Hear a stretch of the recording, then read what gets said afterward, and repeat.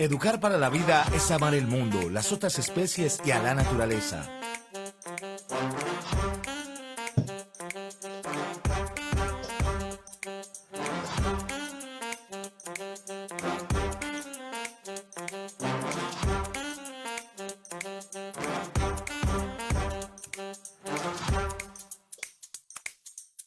Es dejar el mundo en las mejores manos.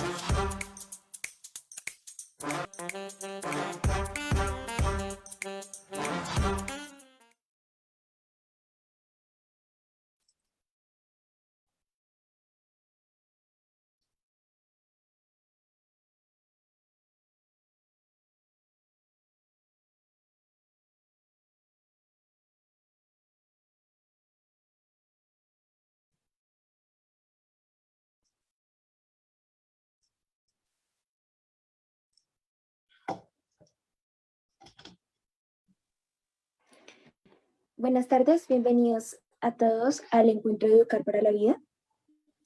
Es un placer estar con ustedes y hoy tenemos una conferencia muy especial. Se llama Hacia una educación en derechos humanos y ciudadanía desde los modelos de Naciones Unidas. Y esta conferencia tengo el honor de moderarla. Mi nombre es María Alejandra Novoa Castro. Soy abogada con interés particular en todo el tema de derechos humanos y construcción de paz. Tenemos a nuestro conferencista, él se llama Matías Penhoz. Él es docente, investigador, extensionista. Él hizo su tesis en maestría en torno a los modelos de Naciones Unidas para abordar las situaciones discriminatorias desde el ámbito de la educación no formal y su incidencia en la escuela, integrando redes de educación en derechos humanos a nivel regional e internacional. Muy buenas tardes, Matías, te doy la palabra a ti. Buenas tardes, Alejandra Novoa. Buenas tardes al equipo técnico que nos asiste. Y buenas tardes a todos los asistentes a esta gran audiencia que se ha conformado a partir de este encuentro mundial, que Educar para la Vida, donde un colectivo bastante importante de referentes, de instituciones de Colombia, me han extendido esta invitación, que para mí es un verdadero honor, no solo por la dimensión global que significa hablarle a una audiencia de estas características, sino también porque lo hago convencido de que espero pueda llegar a ser este diálogo que vamos a tratar de establecer, asincrónico, sincrónico, con ustedes, en la medida en que estamos pensando en un contexto tan complejo como es el contexto colombiano, como es el contexto latinoamericano, ¿no? Y en donde nuestros mayores deseos están expresados en función de una verdadera transformación educativa para posibilitar espacios de diálogo, de paz, de resolución de conflictos, de reivindicación de derechos y de sujetos activos que participan de la democracia. Así que, si no les parece mal, voy a dar por iniciado este encuentro. Les voy a compartir un PowerPoint y tengo algunas sorpresas en términos de exposición que voy a ir compartiendo a los efectos de que puedan ustedes sacar el mayor de los provechos en términos de lo que vamos mostrando, ¿sí? No sé si se me escucha bien, Alejandra. Si es así, voy para adelante. Bueno, ahí estoy todavía en un plano más claro para exponer. Como bien decías, Alejandra, soy docente universitario en Argentina. Llevo adelante actividades de investigación, docencia y extensión, ¿no? Y en esta oportunidad voy a hablar de lo que es un poco mi pasión, lo que desvela un poco me quita un poco el sueño, una cierta obsesión investigativa, extensiva, como querramos llamarle, ¿no? Que tiene que ver precisamente con un abordaje educativo que se asienta en lo que denominamos educación en derechos humanos y ciudadanía, aplicadas a una técnica, a un dispositivo particular que es aquel de los modelos de Naciones Unidas, ¿sí?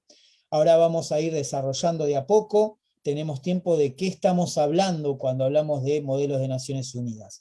Pero lo cierto es que antes de abordar, de iniciar, me gustaría dejar y compartir con ustedes que de las 6, yo estuve prestando atención a aquella difusión que se hizo en su momento, ¿no?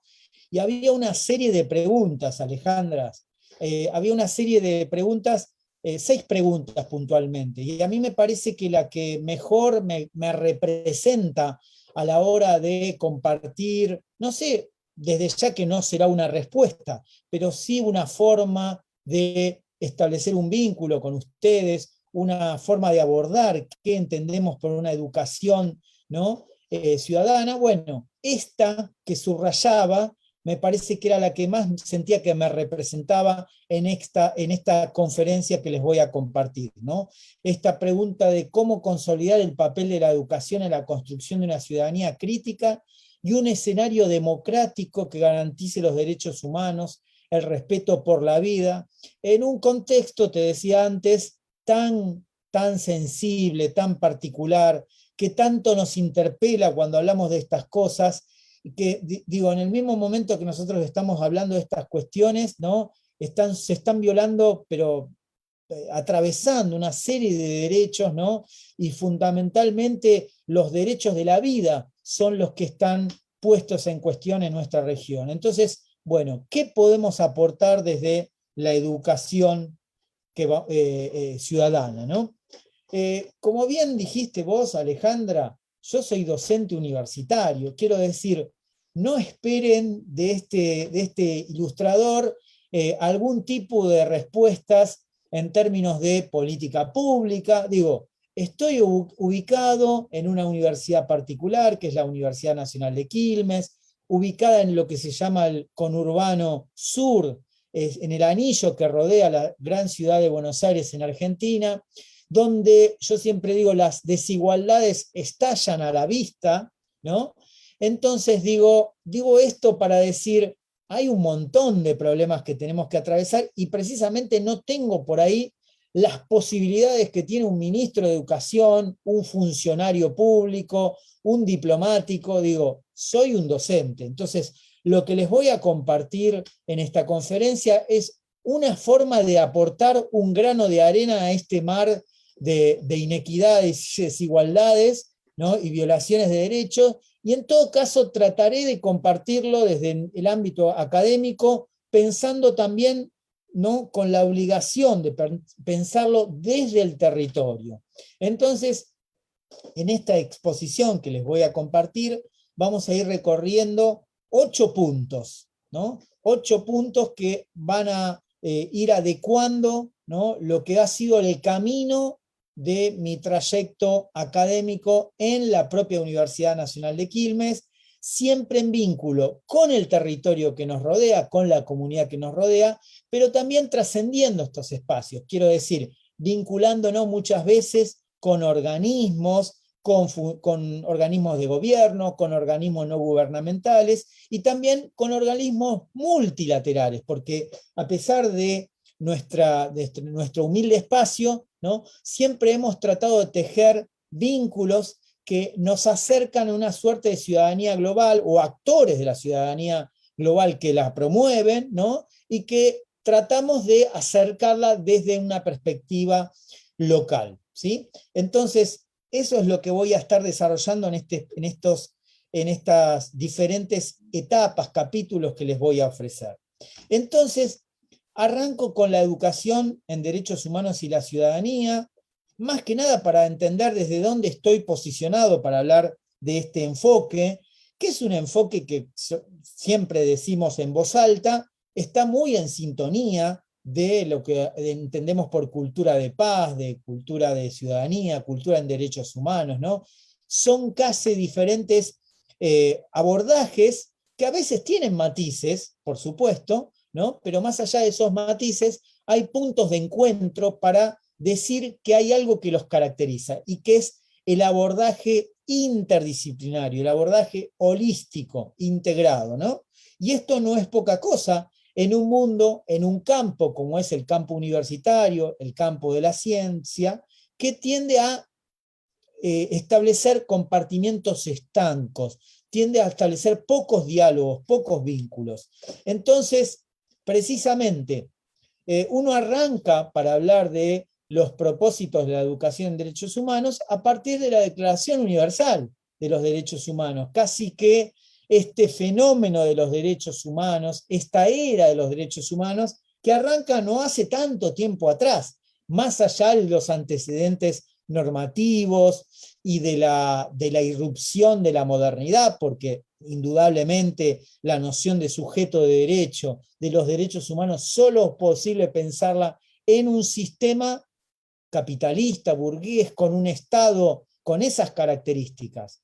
Más allá de esto, también hay que decir que a partir de la segunda posguerra mundial, y tal vez con estos traumas de la Segunda Guerra y este holocausto, este genocidio que se estableció a nivel global como consecuencia de esa Segunda Guerra Mundial, es que hay una suerte de guía para organizar nuestra sociedad, ¿no? Y esa guía se establece a partir de normas, declaraciones que muchas veces de principios, que muchas veces derivan en tratados, y esos tratados a su vez en convenciones, y esas convenciones muchas veces en protocolos de acción o planes de acción. Es decir que entonces esta forma de ir estableciendo eslabones, ¿no?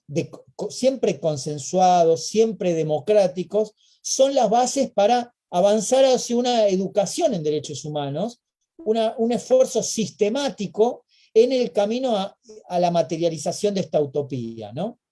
Que tiene que ver con, la utopía tiene que ver con realizar, ¿no? Un mundo posible en donde nos tratemos, convivamos como fraternalmente, ¿no? Como hermanos, como dice la Declaración Universal, y por medios pacíficos, ¿no?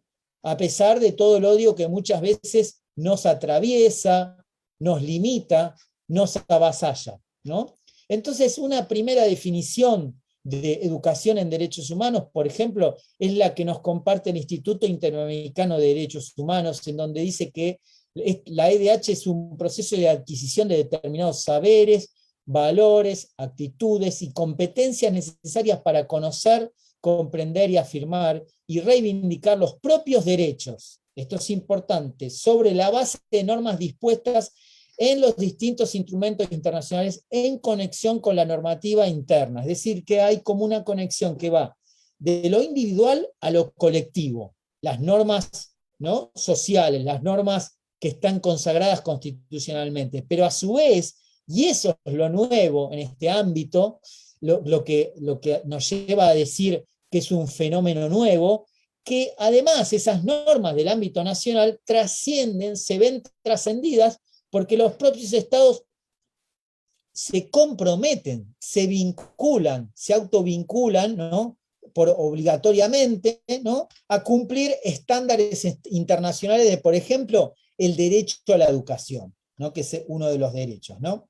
Entonces, así pasamos a uno de los capítulos, de los últimos capítulos que tiene este desarrollo, si ustedes quieren, en términos internacionales, que tiene que ver con la segunda etapa del Programa Mundial en Educación en Derechos Humanos, donde nos dice que la educación en derechos humanos es eficaz, no solo proporciona conocimientos sobre los derechos humanos y los mecanismos para protegerlos, sino que además desarrolla actitudes necesarias para promover, defender y aplicar los derechos humanos en la vida cotidiana.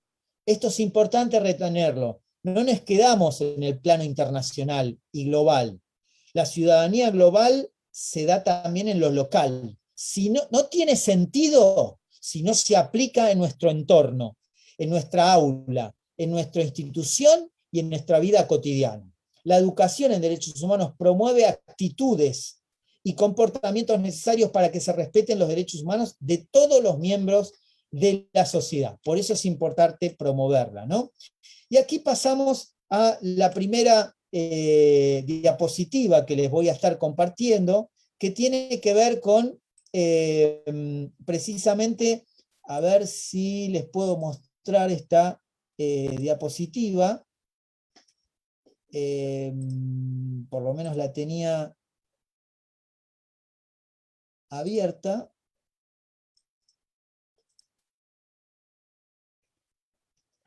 Esto me va advirtiendo también de las complejidades de lo virtual, ¿no? Pero ya voy a estar mostrando una diapositiva que es en realidad una infografía que está muy bien expresada y por eso la quiero compartir con ustedes. Van a ver. Ahí seguramente la deben estar viendo, Alejandra Novoa. ¿Sí? ¿La estás viendo, Alejandra? No, la verdad no veo la infografía todavía. A ver, ahí voy de vuelta. Ahí la vas a ver. Fíjate. ¿Ahí la ves? Sí, ahora sí. Bueno, digo, no tiene nada de extraordinaria. Es una infografía que ha hecho el Alto Comisionado de Naciones Unidas para los Derechos Humanos, pero tiene un interesante, digamos, acontecimientos, una ruta, una genealogía, vamos a decir, porque esto no es una historia lineal, no es una línea evolutiva de la educación en derechos humanos, ¿no? Es una genealogía, es decir, a veces aparecen acontecimientos como fue el artículo 26 de la Declaración Universal de Derechos Humanos, en donde se consagra el derecho a la educación. Después tenemos la segunda conferencia internacional a los 20 años, donde, por ejemplo, entre otras cosas, se resalta la educación para jóvenes, el respeto a los derechos humanos y las libertades fundamentales, allá en Irán, donde se hizo la conferencia.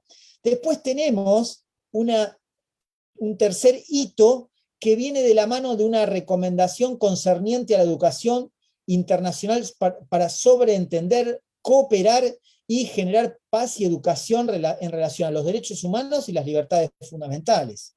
Después tenemos un instrumento que solemos citar mucho quienes estamos en esta línea de educación en derechos humanos, que es la Declaración y el Programa de Acción de Viena, que se da precisamente en la tercera conferencia mundial, ¿no? Que es en 1993, ¿sí? Entonces, a partir de aquí, esta declaración y este plan de acción sienta las bases para que venga una resolución de la Asamblea General, ¿no? El sistema, como bien sabemos, de Naciones Unidas es bien complejo, a veces tiene sus duplicaciones, pero es importante entender que hay antecedentes que iluminan este camino que venimos a defender, ¿no? Aparece en el año 2000 el Foro Mundial de Educación, ¿no? A partir del 2004 aparece ya el programa mundial que yo había citado, con 4 etapas. En cada una de esas etapas, que digamos que se da cada 4 años, cada 5 años, se van abarcando se va poniendo diferente énfasis para abordar. Yo había citado la declaración, una definición de segunda etapa, que va del 2010 al 2014, pero hay más etapas.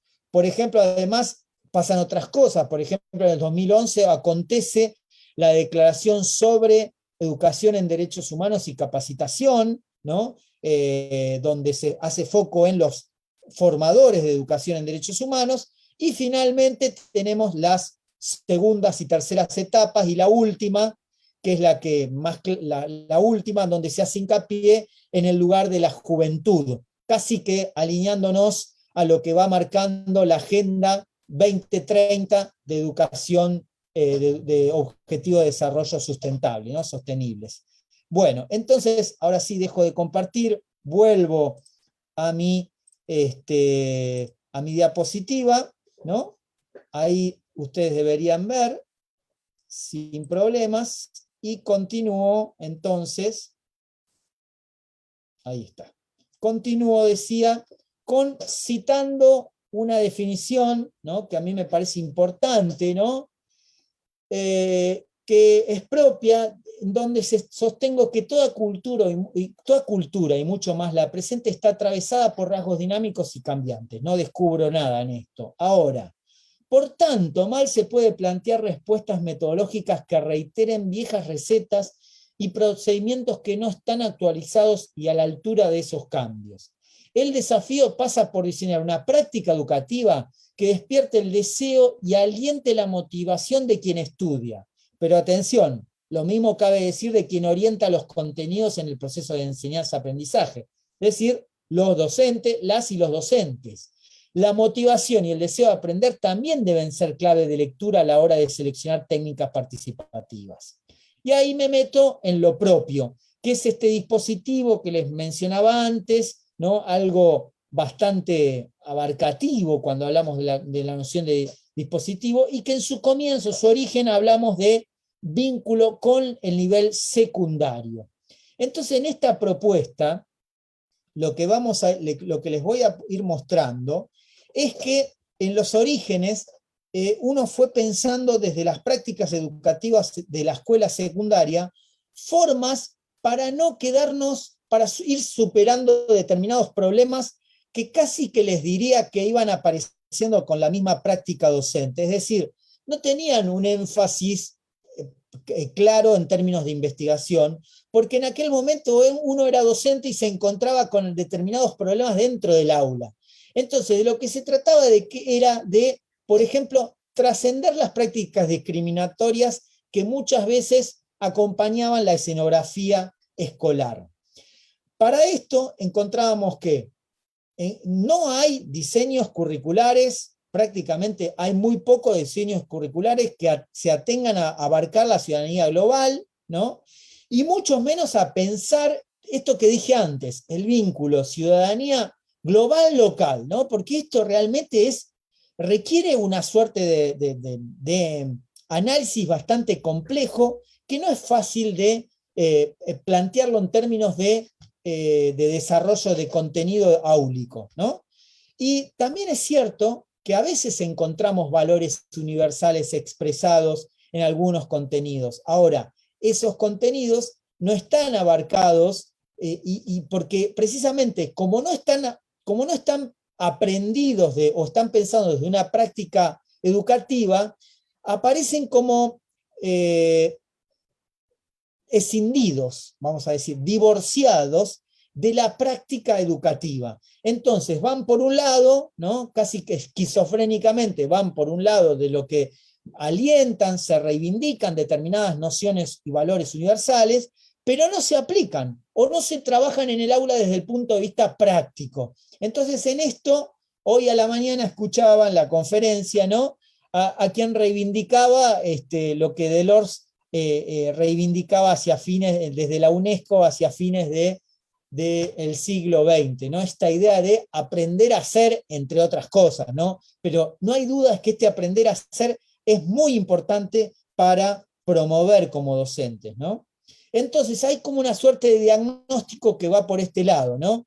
Es decir, los procesos de discriminación en muchos casos terminan en violencia. Empiezan con violencias, sabemos que empiezan con violencias simbólicas, verbales, pero terminan generalmente en violencias institucionales, naturalizando la violencia. Por eso es necesario que no fracasemos en el aula, fundamentalmente, nuestras prácticas educativas en este sentido, ¿no?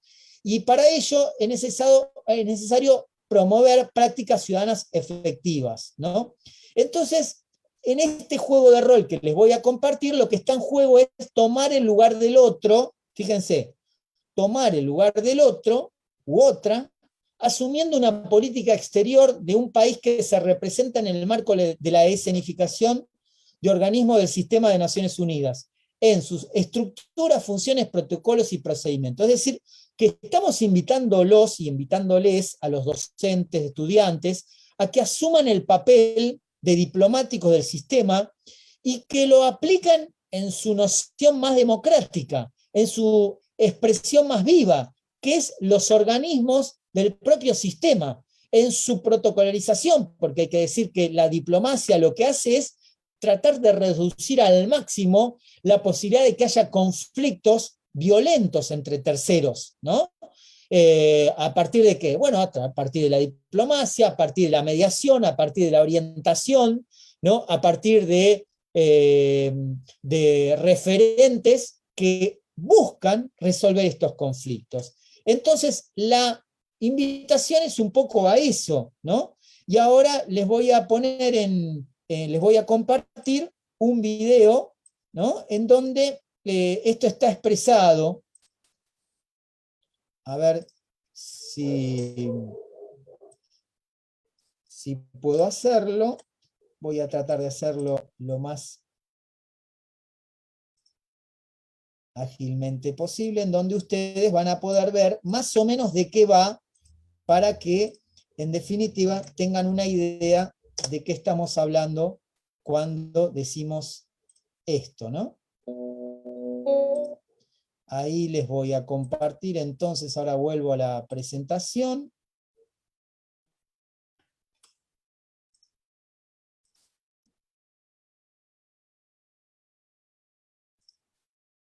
Ahí deberían poder ver ustedes la presentación, ¿sí?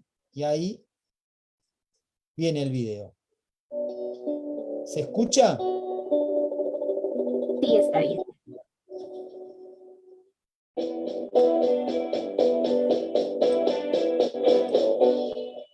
El modelo de Naciones Unidas de la Universidad Nacional de Quilmes forma parte del proyecto de extensión universitaria Levanta la Mano.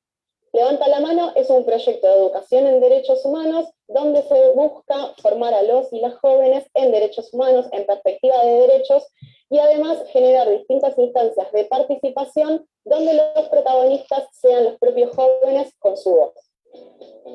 Escenificada dentro del juego de rol Modelo de Naciones Unidas de la Universidad Nacional de Quilmes, el MONUNC, la rueda de prensa propicia una técnica de aprendizaje en clave comunicacional entre los grupos de estudiantes de los 3 niveles educativos abordados: primario, secundario y universitario.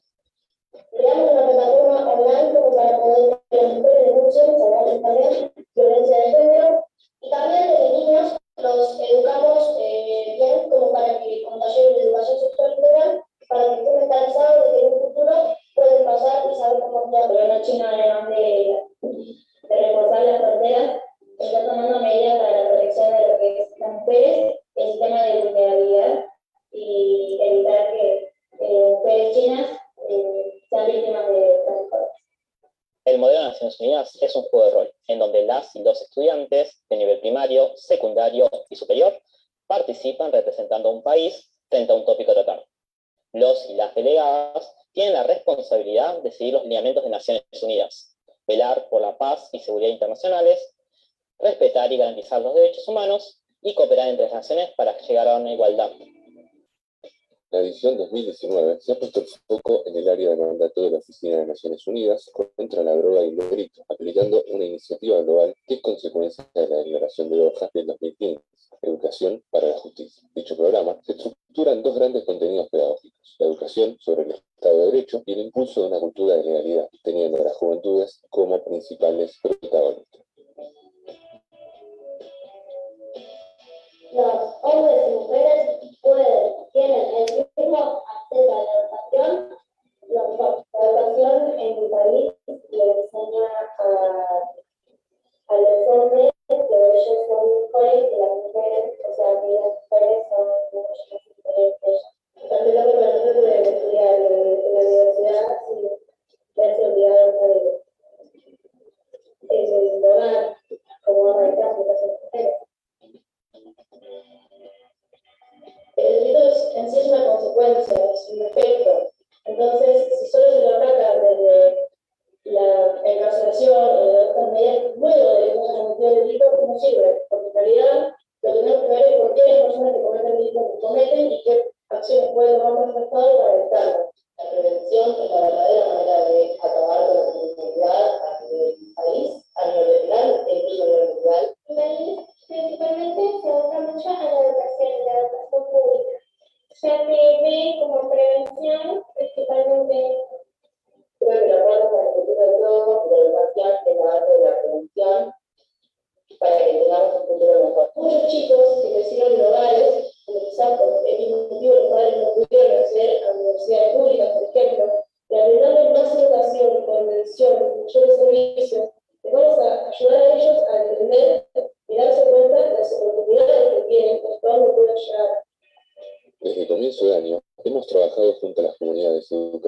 sur del Gran Buenos Aires para producir nuevas percepciones sobre la justicia que trasciendan el plano jurídico-penal para involucrar enfoques que, desde la prevención, son sensibles a las desigualdades sociales y de género.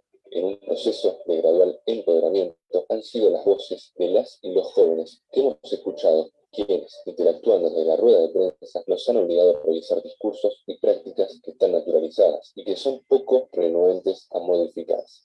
En tal sentido, la técnica didáctica ha sido una gran excusa para desnudar esos límites y concientizar sobre las tareas pendientes de abordar nuevos enfoques epistemológicos a la hora de reformular las nociones contemporáneas de la justicia.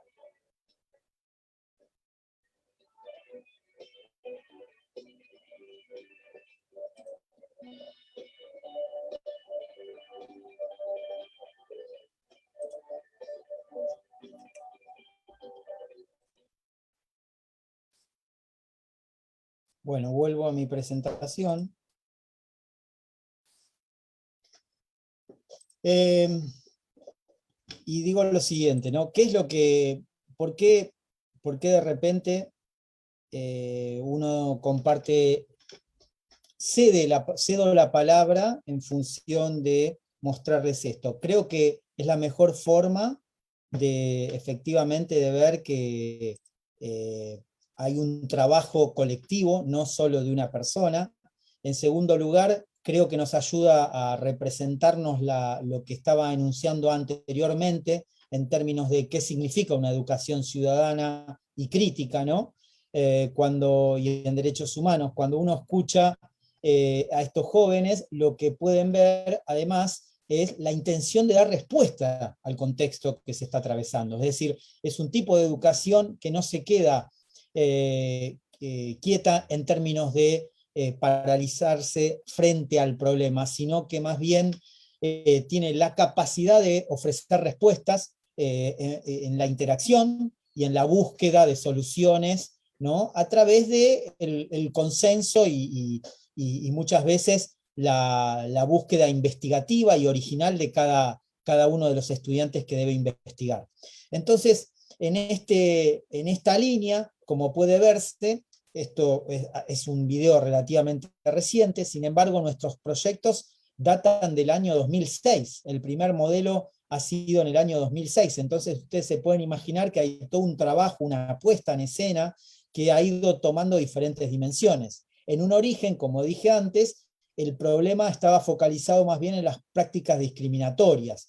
Entonces eso hacía que pusiéramos atención a cómo íbamos habilitando enfoques epistemológicos que trascendieran lo que había denominado en el texto, en algún texto que he escrito, es el tema de superar o trascender este choque antropológico de verme frente a la otredad y en función de esa otredad tratar de romper esas estructuras, esos estereotipos que muchas veces no nos permiten visualizar a la otra u otro como una posible construcción, ¿no? Un posible reconocimiento espejo, alterar desde dónde construirnos como ciudadanas y ciudadanos, ¿no?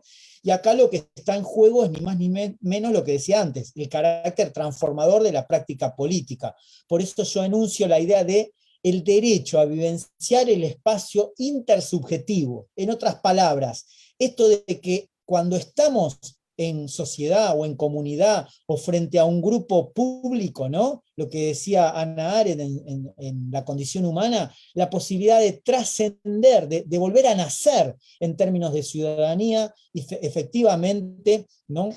Construir una noción en la cual lo que nos define como seres humanos es precisamente la acción política, ¿sí? Más que ninguna otra cosa, ¿no? Entonces, en estas primeras investigaciones, lo que uno podía ver, ¿no? Le comento al panel, es que efectivamente acá lo que había es una fuerte aprobación de los estudiantes a la participación, se notaba la motivación, el deseo de participar era lo más fuerte, casi el 88% de las personas en una encuesta de casi 300, 400 personas, ¿no? Estamos hablando de diferentes ediciones.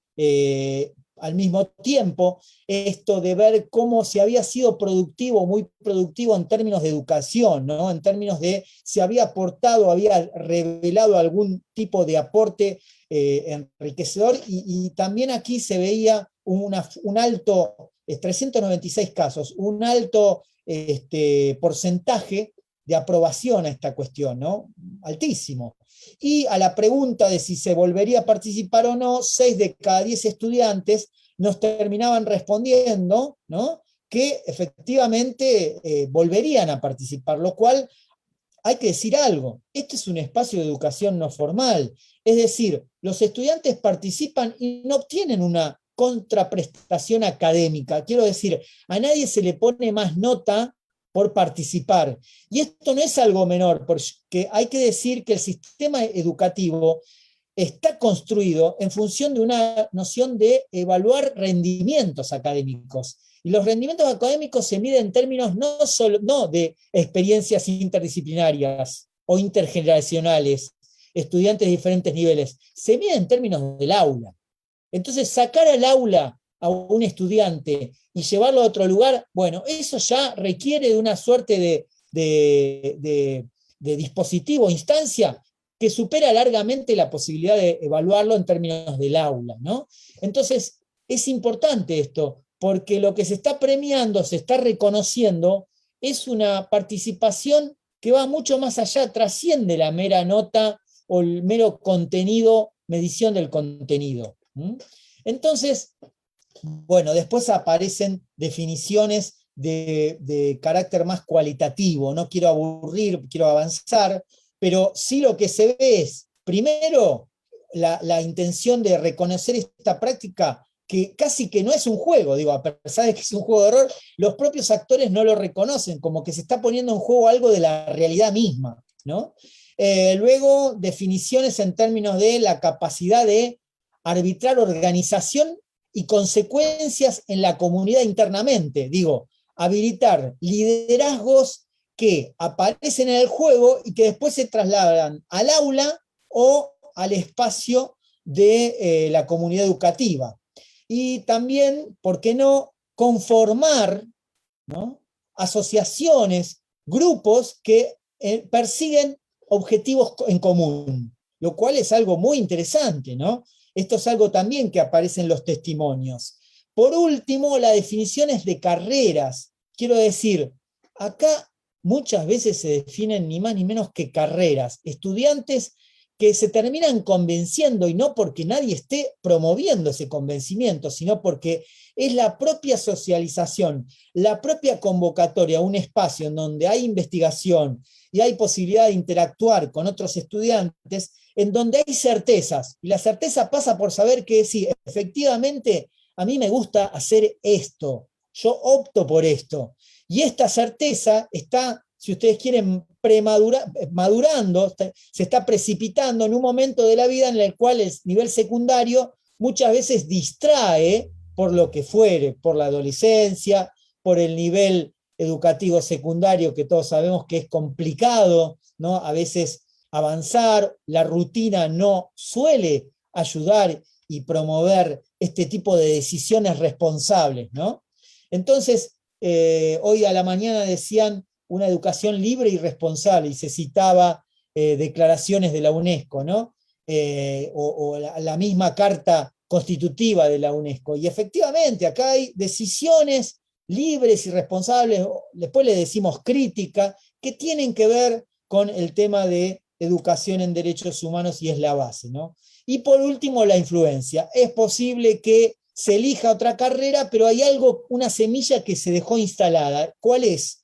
La idea de pensar que en este mundo no estamos solos, no podemos ver solo el mundo desde nuestra realidad, y que allá, en otros lugares, hay fronteras que a veces infranqueables, que a veces ni siquiera los medios de comunicación nos habilitan pensar un país africano, una identidad musulmana, o una identidad del sudeste asiático, que no tenemos posibilidad de transitar. Entonces, esto es lo que aparecía en este trayecto del secundario. Posteriormente empezamos a trabajar en términos de la mirada universitaria, porque empezamos a hacer involucrar modelos de Naciones Unidas que involucraban espacios donde estudiantes universitarios participaban, no con la misma masividad que lo hacían los secundarios, producto de esto que decía antes, la baja inserción institucional, el bajo respaldo de las instituciones que acompañan a estos estudiantes, y que hacía que muchas veces, ¿no?, estos estudiantes universitarios se dieran tiempos, espacios, sin tener contraprestación, sin tener una rendición de académica, ¿no? Lo cual hacía que supusiera que ese estudiante tenía que lidiar, además de todas las cuestiones de la cursada, durante su momento, durante una semana, 3 semanas previas, debía preparar esos países y esa agenda abierta que supone participar en un Consejo de Seguridad, ¿no? Entonces acá de vuelta a nivel estadístico, ¿no?, volvemos a establecer una encuesta mucho más reducida estadísticamente, pero lo que se ve es que el 64% se identifica con esta idea de país que le toca. Esto de jugar, lo que decía antes, ¿no?, ponerse en el lugar del otro, ¿no? Qué importante es que es. Y otros, si no totalmente, al menos parcialmente se identifican, ¿no? Bueno, paso acá, voy a pasar como rayo de luz, porque me quiero meter en lo que significó la construcción de estas prácticas que se hacían desde el Centro de Derechos Humanos Emilio Mignone, es decir, un espacio donde nos habilitaban a hacer este tipo de prácticas, a convertirse en lo que denominamos que son las prácticas de extensión universitaria. Esto es un espacio en donde la universidad se vincula con su entorno y a partir de esa vinculación puede establecer interacciones, se retroalimenta, diríamos hoy en día, ¿no? Esa retroalimentación era para nosotros vincularnos con los espacios de las escuelas secundarias. Para eso se supone que había que generar una instancia formativa, es decir, ir a la comunidad con formadores, porque si no es difícil lograr, ¿no? Entonces había que generar un curso de formación en donde vamos ganando complejidad, ¿no? En donde ya no alcanza solo con un curso, una actividad o una tarde en donde socializamos y orientamos algunas líneas, sino que los mismos formadores, que sean docentes o sean estudiantes que ya tienen muchas prácticas de modelos, se convierten en capacitadores, ¿sí? De educación no formal, por supuesto. Nuestro título no está homologado por el Ministerio de Educación, pero es un título que homologa la universidad y que está aprobado por el Consejo Superior y que en definitiva nos ha permitido, ¿no?, ir curricularizando la extensión universitaria, ¿no? Bueno, esto es la complejidad que decía antes y acá llegamos a este punto. ¿Qué significa curricularizar la extensión universitaria? Bueno, pensarlo en términos de contenidos de enseñanza. Es decir, volvernos expertos en esta práctica. ¿Por qué expertos? Porque si no, no podemos incidir. Si no generamos un grupo que vaya a la comunidad y tenga impacto, será muy difícil lograr generar mayor aplicación o mayor impacto en las comunidades educativas. Entonces, en este campo es donde hemos ido transitando con estos objetivos, ¿no? E incluso derivando, apareciendo derivaciones a partir de expresiones artísticas. Esto es, expresando que en esos primeros vínculos con las comunidades escolares no necesariamente optemos por decisiones de los modelos, sino tal vez por una producción escolar, por una producción grupal que nos ayude a iluminar ese eje transversal que vamos abordando después en el calendario que vamos construyendo de los modelos. Bueno, vamos a pasar este video porque si no, no llego, pero ni por casualidad, es una pena, pero en todo caso se los voy a dejar. Es este video que estará en mi presentación a posteriori, y finalmente incorporamos el nivel primario, que aquí me parece importante. Digamos que teníamos el universitario, teníamos el nivel secundario, que era el que siempre veníamos trabajando, y a partir del 2017 decidimos hacer una apuesta intergeneracional. reivindicando lo que hoy decía cuando escuchaba al español Mayorga, ¿no? Ex director de la UNESCO, ni más ni menos, cuando mencionaba la responsabilidad que les dejamos a nuestras generaciones. Bueno, en algo de eso estamos reivindicando o estamos pensando cuando nosotros unimos docentes, que generacionalmente somos adultos, ¿no? Y adultos, ¿no? Adultos, una mirada adultocéntrica, en donde vinculamos universitarios, secundarios, y el último eslabón es los primarios, ¿no? Y aquí apareció una nueva oportunidad de trabajar con un organismo de Naciones Unidas que indudablemente nos permitió trascender nuestro espacio. Entonces ahora les voy a mostrar, ¿no? Les voy a mostrar un videíto en donde van a poder ver cuál es el impacto en la comunidad. Por eso es que yo quiero mostrarlo, se los quiero compartir. Porque acá no hablo yo, acá los que hablan, si digo aprendizaje, hacer aprendizaje, decíamos, formar para aprender para hacer, ¿no? Bueno, esto es lo que quiero mostrarles a ustedes para que ustedes puedan sacar sus propias conclusiones respecto a lo que debería ser un aprendizaje para hacer, ¿no? Entonces aquí les voy a mostrar, les voy a compartir nuevamente, ¿no? La pantalla. Voy a ir a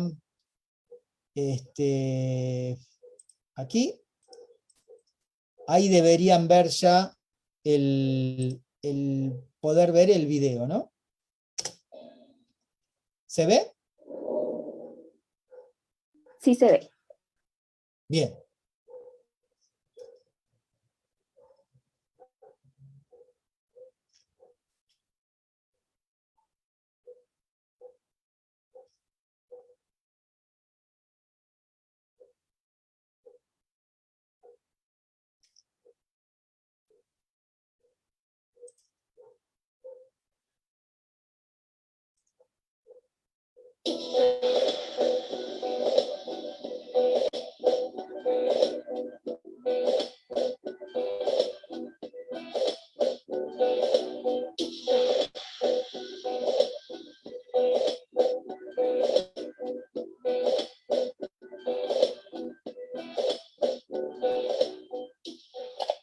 Me llamo Morena, tengo 11 años y mi familia es de 5 personas.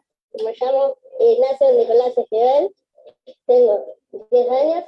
Hola, yo soy Angelina, tengo 11 años. Tengo 2 hermanas, se llaman Clara y Delfina, y mis papás se llaman Fernanda y Daniela.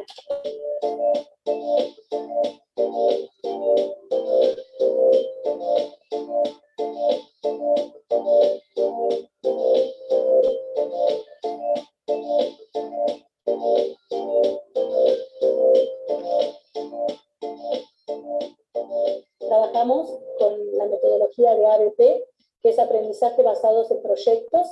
Hace 3 años fuimos invitados a participar de la UNESCO, que pertenece al modelo de MONUC, con el proyecto de extensión Levanta la Mano.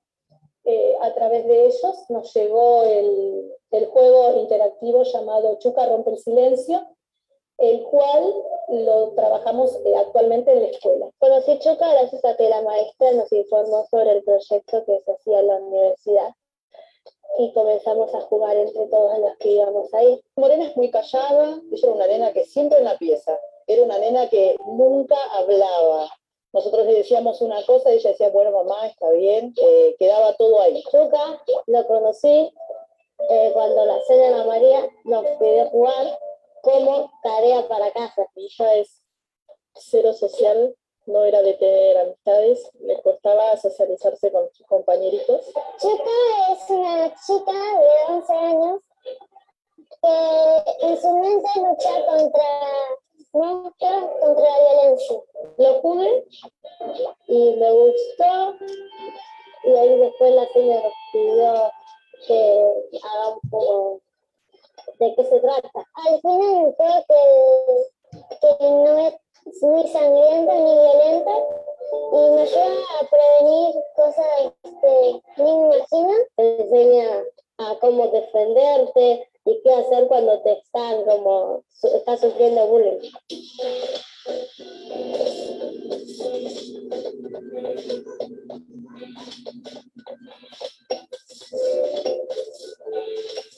Hola, buen día. Buen día.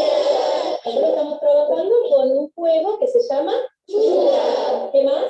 Rompe todo. Lo que rompen todos los entonces. Bueno, voy a dejar acá porque si no se me va el tiempo y sobre todo la exposición. Lo que yo quisiera, lo que quería compartirles fundamentalmente es esta posibilidad de ver cómo una educación en derechos humanos se hace carne en estas escuelas que lamentablemente muchas veces lo público queda en una distancia importante en relación a lo privado o aquella educación elitista a la que pueden acceder algunos nada más, ¿no? Entonces, con nuestro proyecto Levanta la Mano, antes de la pandemia, digamos que teníamos un esquema desde el cual, si bien, por supuesto que participan y somos abiertos que participen escuelas de confesiones religiosas, privadas, lo importante es que hacemos mucho hincapié en el vínculo con las escuelas públicas, ¿no? Pensando en esto, ¿no? Tratando de tratar de disimular las distancias que sabemos que existen entre las comunidades educativas y muchas veces los propios estudiantes. Entonces, en nuestro último modelo prepandémico, ¿no? Podemos ver que estas son las cifras, ¿no? 350 estudiantes de nivel secundario, 70 estudiantes de nivel primario, 30 estudiantes de nivel universitario, ¿no? Y con una estructura que ya dura de octubre a agosto, que es donde generalmente a octubre de un año, ¿no? De septiembre a octubre va, ¿no? En donde la evolución en estos años de los equipos ha visto incrementarse las participaciones de sus integrantes, de la propia casa, el curso se ha logrado sostener a lo largo del tiempo, el curso de capacitación, la cantidad de estudiantes ha avanzado en el plano secundario, en todo caso esta merma tiene que ver con que cada vez tratamos de cuidar mejor el producto que hacemos o lo que ponemos en marcha, ¿no?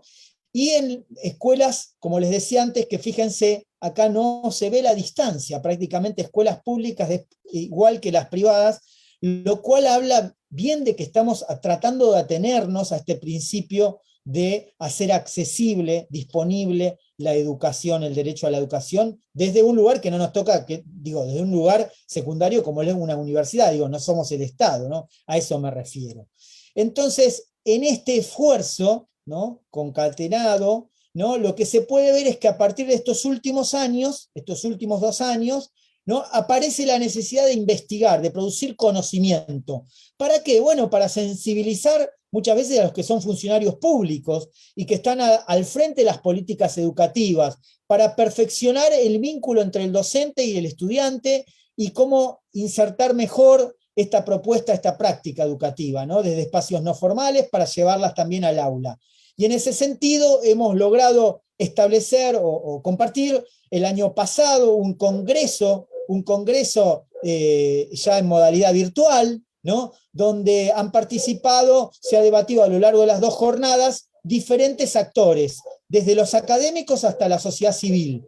Y así llegamos finalmente a lo que está pasando hoy, lo que está sucediendo hoy, en donde ya tenemos que disponer modelos, ¿no? De la virtualidad, donde no nos ha quedado otro camino, ¿no? Y lo que vemos ahí es una escuela pública de nivel primario. Esta semana también vamos a desarrollar una escuela pública de nivel secundario, en donde seguimos activos en esta forma de comunicarnos a pesar de los problemas que se plantean en relación a la presencialidad, ¿no? Y cómo logramos compatibilizarlo. Bueno, hasta aquí la presentación, me he extendido, Alejandra, pido disculpas, no era la idea, ¿no? Pero bueno, he hecho lo posible por adecuarme a los tiempos. No te preocupes, Matías, muchas gracias. Voy a tratar de hacer una síntesis de todo lo que nos has enseñado en este tiempo. Voy a comenzar con la utopía que tú mencionabas, que está en la Declaración de los Derechos del Hombre, y dice que vivamos alguna vez como hermanos, ¿no? Y eso creo que es la utopía en la que caminamos las personas que queremos generar un cambio. Bueno, decías, bueno, la educación entonces en derechos humanos y la ciudadanía tiene una genealogía, ¿sí? Que se ha ido recogiendo a través de diferentes instrumentos internacionales. ¿Sí? Y pues estos instrumentos, bueno, estos instrumentos internacionales, ¿cierto? Acogen pues el derecho a la educación. ¿Sí? Y algo que me gusta mucho de todo lo que tú decías es esa profundización en el concepto de ciudadanía, de ciudadano global, pero ciudadano local. Y en ese ejercicio que tú haces con la MONUC y el que se llama Levanta la Mano, que hacen a diferentes niveles, primaria, secundaria y universitario, me parece muy interesante los resultados que han obtenido, porque creo que sí que hace falta esa profundización en en el, en la ciudadanía, porque creo que cuando uno comprende que uno es ciudadano, ¿cierto? Adquiere como esos derechos, pero también esos deberes. Digamos, personal, o sea, hablando aquí, digamos, de Colombia particularmente, la participación ciudadana es muy baja y yo creo que si se pudiese desarrollar desde los niveles de educación como la primaria, secundaria, la universidad, esa participación, seguramente habría una mayor riqueza, digamos, en los debates democráticos, una mayor participación ciudadana. Y lo que tú decías, hay como una apropiación, ¿cierto?, de los derechos individuales que me va a llevar a mí también a proteger los derechos de forma colectiva. Y creo que en Latinoamérica eso es fundamental, porque eso va a hacer que las futuras generaciones sean generaciones con mayor conocimiento, más contestatarios respecto al Estado, respecto al orden político que está en su país y también que busquen la garantización de los derechos humanos. Y yo creo que eso también es ser una persona solidaria. Es lo que tú decías también con ese ejercicio, es ponerme en el lugar del otro, entender de pronto las carencias que el otro tiene que yo no estoy viviendo, ¿sí? Entender la cultura, las costumbres y las diferencias y de pronto como que tratar de generar una ciudadanía que vaya caminando siempre a erradicar la desigualdad. Sí, que en Latinoamérica es em, como tan contundente, las diferencias, la desigualdad social se ve de una forma tan Heterogénea, clara. ¿Sí? ¿Cómo? heterogénea. Heterogénea, digo. Sí. Y bueno, entonces pues realmente muy interesante todo esto, todos estos ejercicios pues ustedes en la organización están haciendo allí en Argentina, me parece muy interesante los resultados que han obtenido y yo creo que eso va a ser obviamente de las generaciones venideras de Argentina, unas generaciones mucho más entendidas respecto a los derechos y a los deberes y al respeto con el prójimo y creo que eso nos falta pues bastante, creo que todas las comunidades, pero sobre todo en Latinoamérica, que somos países con diferentes, con grandes brechas sociales, creo que es muy importante desarrollar generaciones que se levanten para trabajar por el otro y en pro del otro, y entendiendo pues los contextos propios de cada nación. Me indican que, no sé, de pronto me habían indicado que no habían preguntas.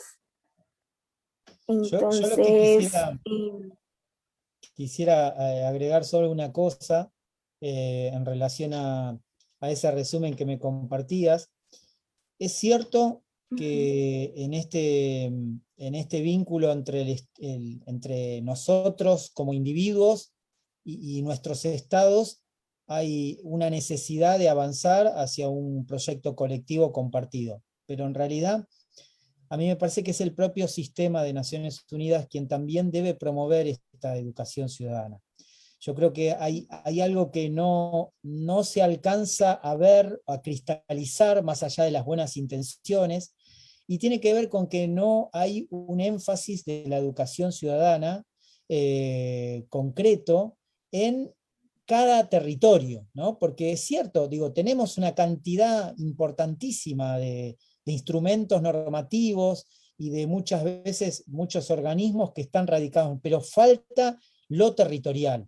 Y en ese camino me parece que es el gran desafío que tenemos para el siglo XXI y que tiene Naciones Unidas. Y yo creo, humildemente creo, que estas prácticas son muy fáciles de llevar porque hay mucho entusiasmo propio de los actores, y que si efectivamente, como pasó con la Oficina de Naciones Unidas contra la Droga y el Delito, se orienta, se pone en marcha este esfuerzo, hay algo nuevo que se puede generar y que involucra desde la sociedad civil al sistema y con los Estados miembros, porque ahí indudablemente que necesitamos también a los Estados miembros en este esfuerzo por promover una ciudadanía crítica global, ¿no?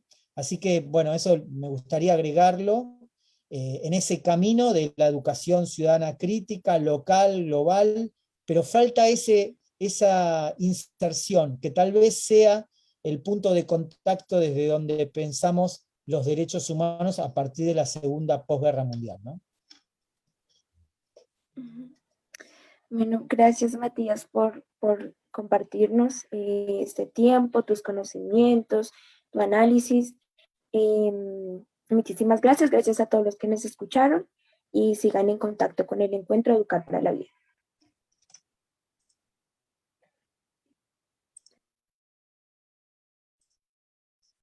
Bueno, gracias.